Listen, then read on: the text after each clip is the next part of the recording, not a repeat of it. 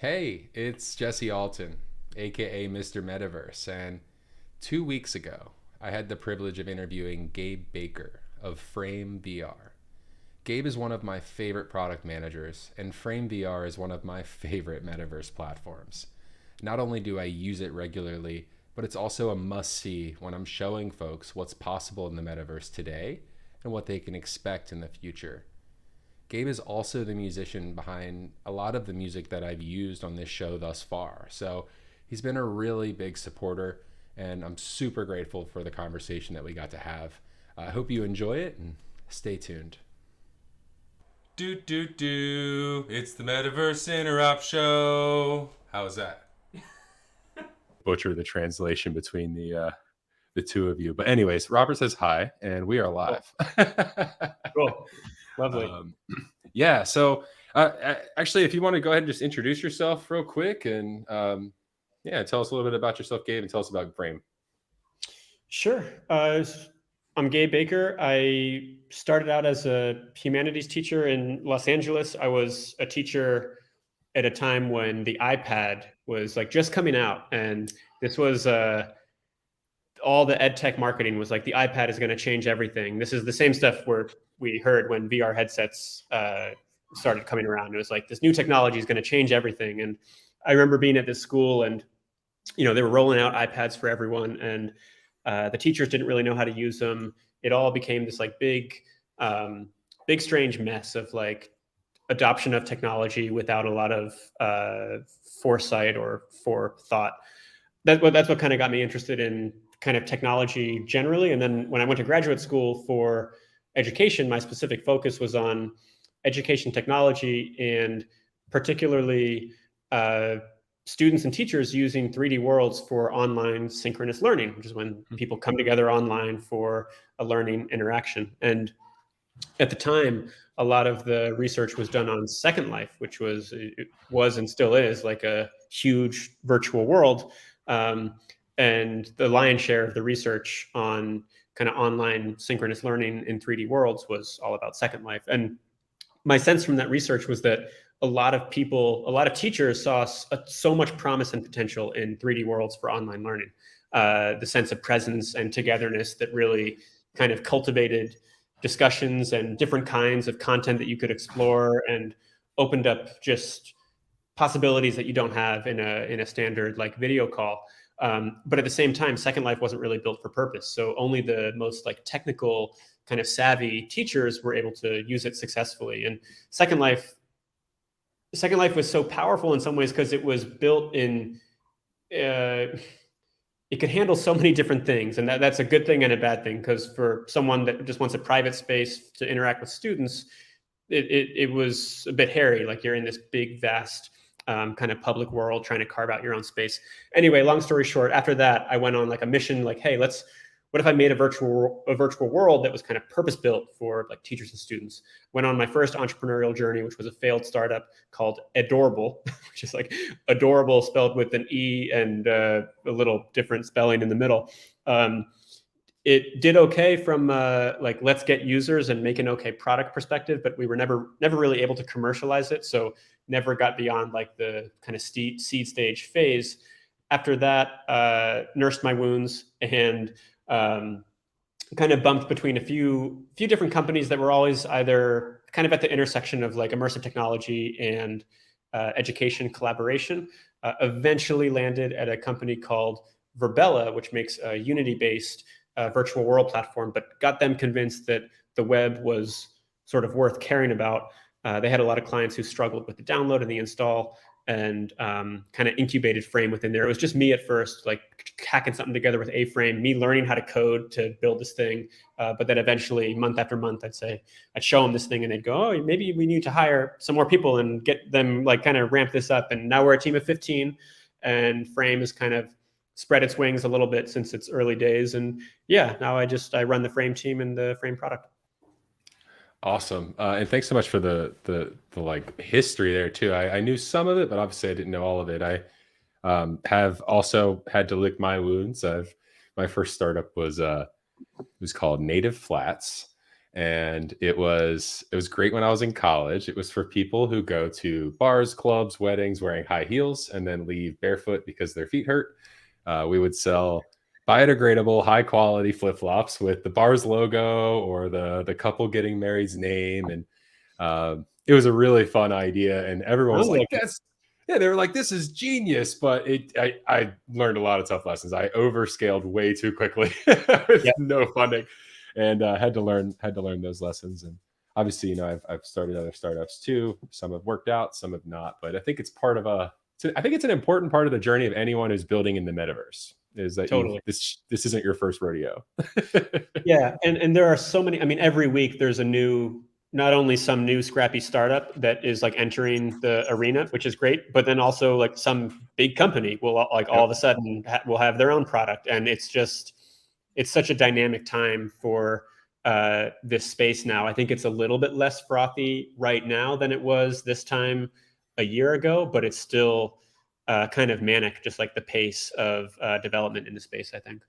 Yeah, yeah. There's this like, it was interesting. Even 2 years ago, there was this like sense of urgency I was observing, where it was like the people who know how to build the metaverse. It was like you're either already building, or you like you're building your own thing and you're doing it your way, or you were working under NDA under some big company, right? It was like, or you'd Totally. given up. I guess there was three types. You just been Yeah. like, I'm done with this. So I remember 2 years ago, and it still is kind of this way now. It was like there was this urgency to prove that you're the first person to have an idea. And so everyone was like pumping out content and scrambling to get it out before somebody else could, to say, Yeah. like, anyone who's ever thought about the metaverse, there's some fundamental things that come to mind, right? Inventory, avatars, multiplayer, obviously screen sharing, and being able to make this a functional space, portals, you name it. I mean, um, anyone who starts to go down that road, those things come to mind, right? But there was this urgency that it was like a sense of like protection. It was like, I'm the only one who's thought of this. And I feel like that's starting to go down. Have you observed Totally. like more collaboration? I think so. It's like I noticed, for example, there one of the new like I think it's a Hubs client that has a lot of like custom love on it. Alakazam, like their founder Will, kind of just like reached out to me on LinkedIn and said, "Hey, like let's get together and talk like collaboration and Hmm. interoperability and stuff like that." And I love that. I love that inclination. And yeah, people just I think their spirit like from our side, it's like we're running a business. We're responding to the needs of our users, and we've just heard from a lot of users that like they want to be able to do things like jump easily to other Hmm. areas of the metaverse, and we can. Hmm. There are like two paths we could take on that. We either say, "Nope, we're trying to keep you in frame," and Yeah. there are good reasons to maybe do that, or we say, "You know what? Like, look, like, the web is the web. People are going to get around anyway. Are we going to make it easy, or are we going to make it hard?" And we decided, look, let's try to make it easy. This is why, like, in the go-to menu in Frame now, like, you can put at first you could only link out to like other frames in our little like go-to menu, but then we said no, like you want to link out to a hub space, you want to link out to any other space on the web, like go for it. And now I think even if you're in VR, I haven't tested this in a while, now that the browser team has removed this flag for like preserving XR mode when you navigate from one link to another. I'm pretty sure Hmm. this actually just works, like moving from a frame to a hub space without even breaking immersion. It's been a while since I've tested, and I'm in Italy now where I don't have my gear. But Hmm. yeah, we just found it was actually like we had users who were asking for it. People who were paying us to use Frame were saying, "Hey, we want to be able to do this." So it was kind of a business decision, just as much as it was like kind of a philosophical decision. Yeah, I definitely was. I'm super impressed with there's you have this like optional hop to another world UX pattern. Sorry, I can't find my words today. Yep. I'll be more specific. I love that I was able to add a portal inside of a frame VR space that I made that leads to crypto voxels, and I had Oh, the nice. option, which I haven't seen. I had the option of, do you want to open this up in a new tab, or do you want to open this up inside of like an embedded iframe? I love that when I click that portal, it just like a window pops up, and I don't actually have to leave the frame space. I can Yeah. drag it up. Oh my goodness, Oh, I'm yeah, yeah. so into that. Yeah, Oh, and I cool. haven't Yeah, seen that. that's interesting. So you were using that little like embed overlay feature. You can make a link Yeah. that pops up an overlay. That's funny. Most people use that for like like linking out to a Google form to get feedback or something. I hadn't thought of like actually linking out to like another metaverse experience that you could kind of poke around in while still sort of being in Frame in the background. That's a cool idea. It helps me, like, I take advantage of Frame. I take advantage of all the platforms that I can, especially the ones that have a free product, right? Like, which I'm super big, I'm big on that. But I take advantage of Frame because it lets me tell the story about the metaverse. When I'm guiding someone through what interoperability is and why they should care about it, I always stop off at Frame and show them, like, here's an office space I spun up in 15 minutes. And here's some 360 images. I can click on these balls and show you 360 images I took with my drone 4 years ago. And, oh, you want to see what a portal would look like? But I don't want to complicate things. Check this out. I click that, it opens it up, and we're not leaving the space. It makes it so much easier for me to guide like a Sherpa somebody through the metaverse. So kudos to you guys. I do want to take a look at Frame with some of the time that we have here. And so I was going to go ahead. I'm going to hop in. I don't know if you want to spin up a world, or I can invite you to my world, or it's up to you if you want to invite me to yours. I'd love to see yours. Cool. Yeah. So there's a company I work with called Fearless. They're based in Baltimore, and I created them something called the XRHQ using Frame. And let's go ahead and get this up, and I'll share my screen. Cool. All right. So we've got this little space here that I made, and I'll send you an invite. I don't know if I've updated to the newest version. I'm usually pretty good about it, but let's see. How do can I send it to you on Twitter? It looks like I can't send it to you in chat here. I think I see the link right in the share screen here, so I think I can just navigate to it. Oh yeah, Fearless-XRHQ. Yeah, actually, I love the way you guys set up the naming convention of the slugs here. It makes it super easy to remember. So yeah, I created this little space. This company, Fearless, is a civic technology firm based in Baltimore, dedicated to creating software with a soul. It's all things that help people. So we do a lot of work with the government, but like never weapons, for example. It would be more like Medicaid and warm and fuzzy stuff. So I really resonated with the message of the founders, and that's kind of what brought me to working with them in the first place. But when I created this space, I really wanted to make it clear that you don't have to buy a Oculus headset just to be able to experience the metaverse. Looks like I've got some bugs going on here. The images that I made are embedded, but maybe someone made this space bigger or something. I'll have to fix it later. But I really love this. So I guess walk me through kind of like some of the key features of Frame. If someone's never seen this before, what's the first thing you would want to call out? Well, the first thing I'd probably call out is just sort of how easy it is to get in here with other people. So like we saw, it was pretty low hassle, low barrier to just get me in here with you. Now, my internet is a little bit waffly. You might see me drop out to where I need to refresh. We don't handle reconnects very well right now in Frame. We're working on that. So just in case you see me drop out, that's the reason. But typically, it's a link and then you're in there. And I think that's like the first thing to highlight, because often people just have a harder time than they should just actually getting into the same 3D space as other people. And this is just really leveraging like the beauty of the web and the beauty of links. People already know how to navigate to them, and boom, there you go. Then the next thing I'd probably highlight is just that Frame is pretty customizable, even for the non-super technical person. And we try to make Frame really customizable, even if you don't know Blender, you don't know JavaScript. Like there's quite a bit you can do with like the editing tools that are right inside of Frame that are kind of like relatively drag and drop. So when you click that blue plus button down in the toolbar at the bottom, there's like quite a few things that you can add. And these range from simple things like, and you need to be logged in, by the way, to see that blue plus button. I think you are not. There you go. Makes sense. So if you log right in, you should be good. And then you'll be able to show off that, you got the wrong password. I entered the wrong password. Hilarious. All right, let me fix this. Maybe I signed in with Google. I doubt it, but I might have. I never signed in with Google, but either way, it'll probably work. Sorry for the little login hiccup. No, it's okay. Cool. It's me. It's not you. Hopefully I have the same. There we go. Boom. I'm in. All right. Okay, cool. So now you see that blue plus button down in the bottom middle-ish. Yeah. So it's like a lot of different kinds of stuff. And these range from the simple stuff from like images and PDFs and streaming screens, of course, to, as you're seeing, you can upload your own 3D models. You can even you can upload your own shaders. You can create your own shaders with a drag and drop tool. You can bring in your own particle systems. It's just a really wide range of things that we notice that people start like kind of with the basics. They know what an image is, they know what a PDF is, and they bring that right in. I think you'll see your model should show up in a little bit here, unless it's scaled. Probably a big one. Right. It'd be a little funky. But if you click on that blue plus button again, you'll see, and go to like effects, which is on the right, like middle right. Oh, yeah. Yeah, click on shaders. This is new. Yeah, exactly. And then click on like wiggly thing.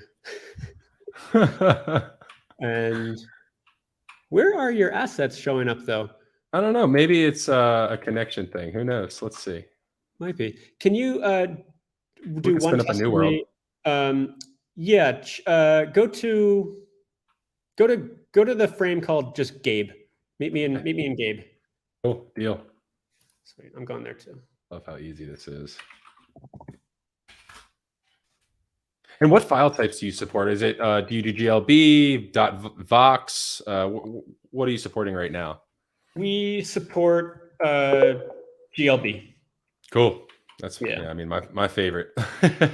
Nice. Yeah. We're all about that. It's just where we encourage people to use Blender, and we encourage them to just use GLB, and it seems to be the one that most platforms are using.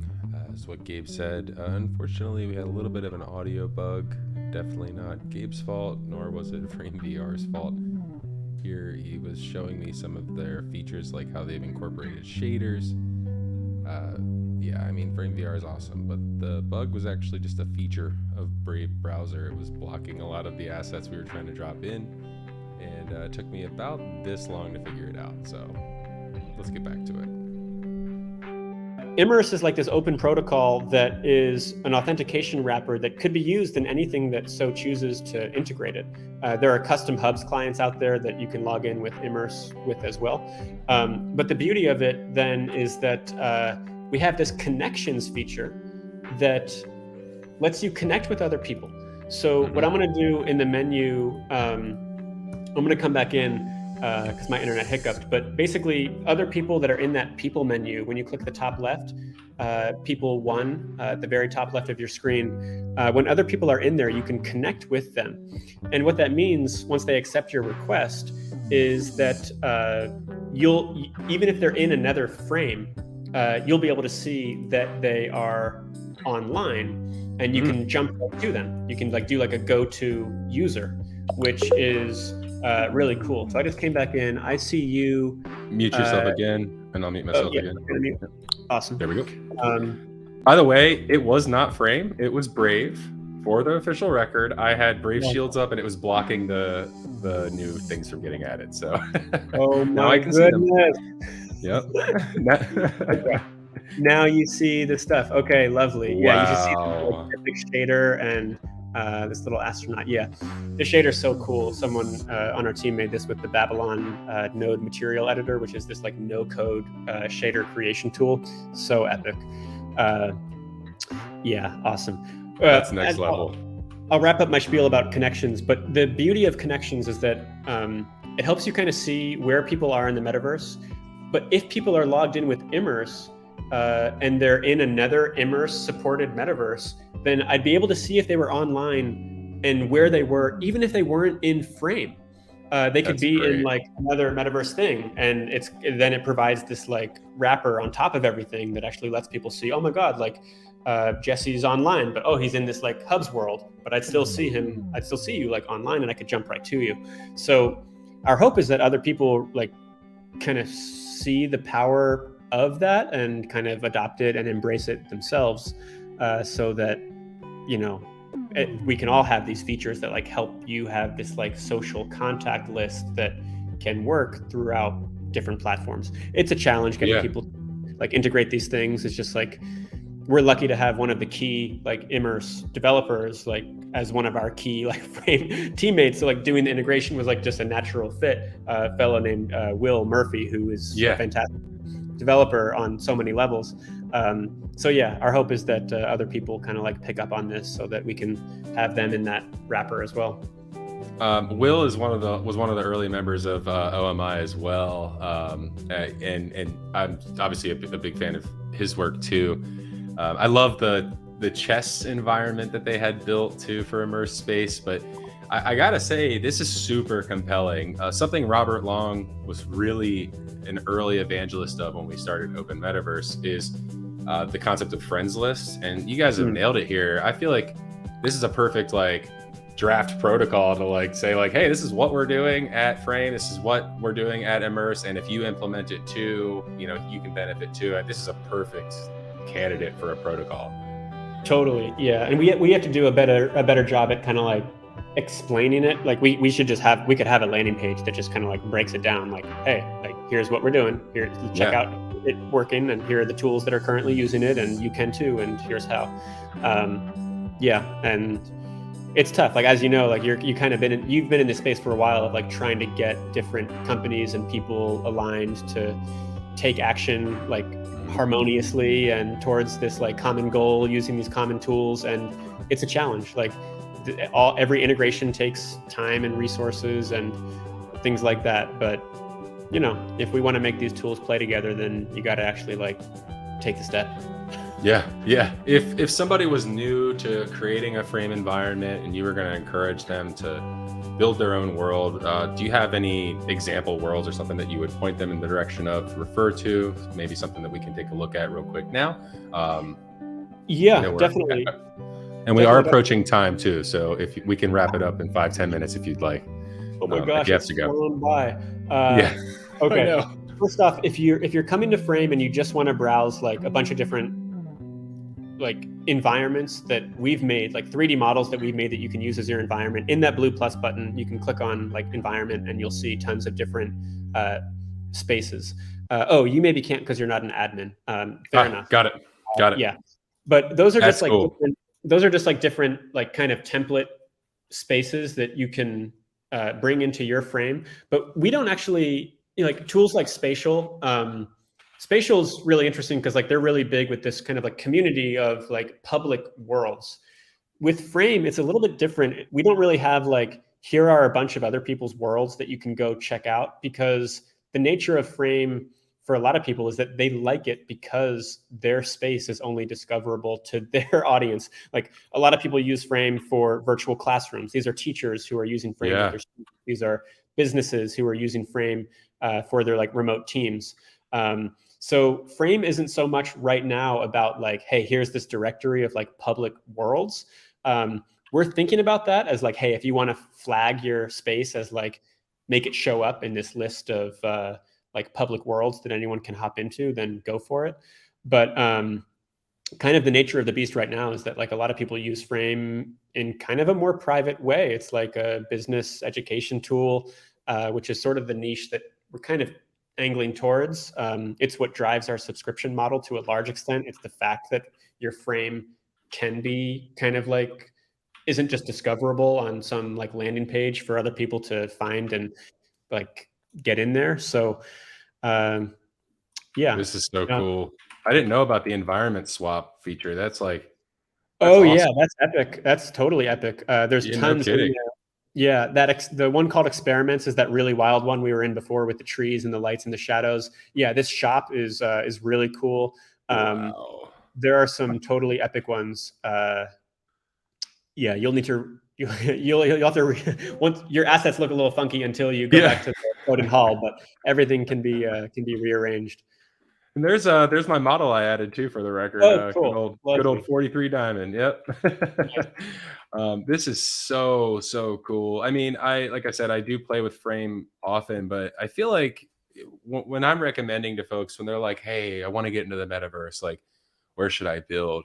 My first recommendation is build where people are still building, right? Like, go look at their Twitter, go look at like, are they still building? Yes or no? And that is the first telltale sign. Frame has updates constantly, and it seems so methodical and like responsible. I definitely like I look up to you as a product manager because your the way that you've product managed a metaverse startup has been exemplary, and it helps me paint a picture of, as a product person, of what product management in the metaverse should look like. There's not breaking changes. I'm not constantly having to refactor or redo my stuff, but every time new features roll out, it just gets better. And so definitely kudos to Frame for the way that you guys roll out features. Wow, that's high praise. I appreciate that. I wonder what my team, I wonder if my team would agree. But that's good to hear. We try Yeah. not to bust too many things. We try to ship stuff pretty quickly without breaking too many things. So that's good to hear. Yeah, I saw we got legs recently too, so that's pretty Yeah, great. you can opt into it. It's one of the settings in your frame. You can opt into the full bodies. Check them out right now. Yeah, totally. This is a real cool thing. You'll see a setting there for full body avatars. Go ahead and click that on, and it'll say, if you do this, your environment's going to get rescaled. Okay, perfect. And now Whoa. click on your third person camera button in the toolbar. It's down in the toolbar at the bottom center. It looks like a little camera with a person in it. That one. Yep. But now press C on your keyboard and go to human. Go to human, and there you go. And you Wow. customize in a bunch of ways and do your thing. We're going to add more customization options soon. I think we've landed on a pretty sophisticated, scalable, performant, full body animated avatar system. So you're going to see frames with hundreds, thousands of these coming up. And then press X. And if you've got your third person camera on, close out of the customizer, and then you can see, you can rotate your camera around and move around, and you can see the animations, like do some movement. Yeah. Oh, that's so You good. can hold down Z to clap, and it's great. Yeah, cool. Oh man. I'm an advisor of an AI startup, Magic ML. They're making pretty great waves so far. But one of the really like things that makes me think of is we actually have our office in Gathertown. Now, Yeah, for the record, I wanted my office in Frame, but we have our yeah, office in Gathertown for right now. It's super great way to like kind of totally, pill people in. And totally. pressing Z and doing the little dance. I think that goes. Yeah, It makes people feel good. yeah, It's a great icebreaker, and so having something like this is so cool. These little features, they go a long way to making it feel more immersive. And for totally. anybody who's viewing this who like isn't familiar with the metaverse, maybe this might look kind of like low fidelity, but when you're in there, when you're in these experiences, it feels so real. And the little subtle waves, the VR mode, right? When I see my friend and we're waving to each other and we're walking up to each other, and the spatial Totally. audio, I encourage folks to check out Frame, and both in VR and not. You guys are doing awesome work. So, all right. Well, I know we are approaching time here, and I know that you have a very busy day as well. So, if you had some parting words, some things just to close out about Frame, what would you say? I'd say get in there, get your hands dirty. And I'd go in there with like a healthy dose of skepticism as well. It's like this technology is really buzzy right now, but don't just think that you got to get in there because it's buzzy. Go in there with the sense of like, hey, what actually is this stuff actually better? Yeah. I just have a healthy sense of curiosity, but also skepticism and like an explorer's mentality. And then once you hop in there, like be sure to check out tons of other tools as well. And don't think that you have to just pick one and always use that for every metaverse meeting you have. These different platforms have different strengths. Frame has a lot of them. I'll always say that Frame is great, but different platforms are good for different kinds of interactions, and don't lock yourself into one or another. And yeah, if you want a little demo from me personally, don't hesitate to just email me. I'm gabe@framevr.io.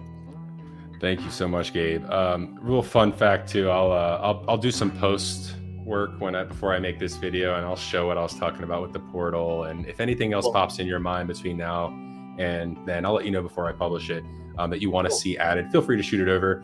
But I'm so grateful. Let me go ahead and put it on our faces here. So Gabe, thank you so much for coming and talking about FrameVR today. Again, I feel like a fanboy because I'm definitely excited that you were even on this show, but I want to direct people and their attention to Frame because it's so easy to get involved. And I think you're inspiring others as well. You know, I'm seeing On Cyber, they now have a free space. Crypto Voxels over a year ago started launching finally free spaces. You're seeing the model of those proprietary spaces starting to shift towards free. And I think you guys had a great business model. Make it open, make it accessible so that you can get involved, and then pay to upgrade, right? Folks will want to pay to upgrade once they play with this. So Cool. cheers. Well, Gabe, I hope you have a great day. Enjoy Italy. And yeah, let's build the metaverse together. Alrighty. Thanks a lot. Appreciate you, Jesse, and what you do in the space. It's important. Like, you're advocating, you're bringing people in. It's awesome to see, honestly. Thank you, my friend. Well, I hope you have a great day. I'll talk to you soon. All right. Later. Cheers. All right, guys, I hope you enjoyed this episode where I got this chat with Gabriel Baker of FrameVR. If you are interested in carving out your own little piece of the metaverse without any code, downloads, or installs, I encourage you to go ahead and check out FrameVR.io. I'll put a link in the description below. They have a lot of example worlds that you can explore, really great documentation, and you can get your own world spun up for free today. Thanks for watching, and let's build the metaverse together. It's the Metaverse Interop Show. How was that?